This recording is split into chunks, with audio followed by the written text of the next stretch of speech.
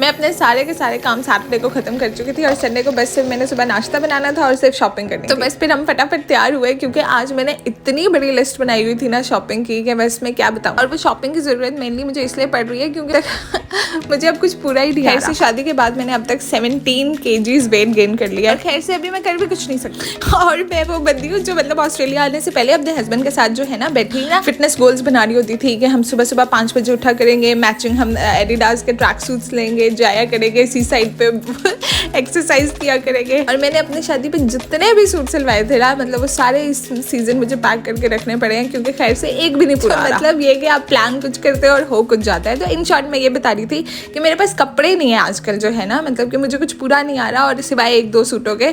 तो फिर मैंने कपड़े लेने थे बेसिकली। और मुझे जो है ना ये पेल्स वाले बैंड्स इतने पसंद आ रहे थे, जब मैंने इनके प्राइस देखे तो ये $15 का एक था और मैं सोच रही थी यार पाकिस्तान में तो ये रेडियो पे रुल रहे होते हैं। तो मैं आपको बताती हूँ यार, मैं ऑनेस्टली बताऊँ I am not a big fan of shopping here. मतलब मैं पाकिस्तान में शॉपिंग करती होती थी सिर्फ 2 मिनट के अंदर और मेरे पास जो है ना सेम इसके साथ का सिल्वर कलर का क्लच जो है ना मैं पाकिस्तान से लिया था। तो मतलब ये कि यार मुझे यहाँ पे ना शॉपिंग का बिल्कुल भी नहीं मजा आता। मतलब यहाँ पे मुझे तो ऐसे लगता है मुझे कोई अपने पसंद की अपने मतलब की चीज़ ही नहीं मिल रही।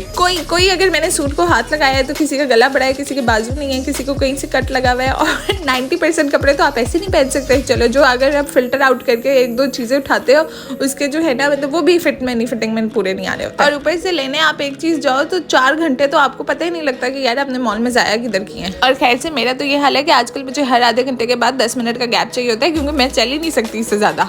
और मेरा जो है ना अभी तक वही हिसाब है कि मैं AUD to PKR कन्वर्ट करके देखती हूँ, फिर हिसाब लगाती हूँ कि अच्छा पाकिस्तान में कितने की मिलती है, यहाँ पे कितने की मिल रही है और हिसाब लगा के फिर मुझे समझ आती है। अदरवाइज अभी मुझे ऐसे डॉलर्स में नहीं समझ आती। और फिर बाद में हमने ये सैंचुरोस खाए और मुझे फर्स्ट टाइम नहीं पसंद आए थे, लेकिन यार ये बड़े मजे के और आज तो खैर मुझे बड़े पसंद आए हैं। यहाँ पे मुझे सिर्फ जो है ना Kmart पसंद आया और मैं एंड में लाजमन एक चक्कर Kmart का लगा कर आती हूँ। और क्योंकि मैं पिछले 4 घंटे से जो है ना मॉल में ख्वार हो रहे थे और मैं शदीद लेवल किस्म की थक चुकी थी इस टाइम तक। कितने बस हल्की सी ऑफर करवाई के बैठना है, मैंने कहा लो भाई नेकी और पूछ तो बस फिर खैर मैंने रिलैक्स किया।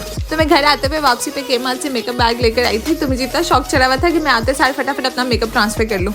और फिर मैंने अपनी सारी चीज़ें फिल्टर आउट की, साफ की जो कि बड़ी गंदी हुई पड़ी थी और मैंने अपने नए मेकअप बैग में डाली। संडे को मेरी कोशिश होती है कि मैं चावल बना लूँ ताकि मंडे को जो है ना वो लंच में यूज़ हो जाए। मेरे हस्बैंड ने फरमाइश कर दी कि उनको तो बिरयानी खानी है।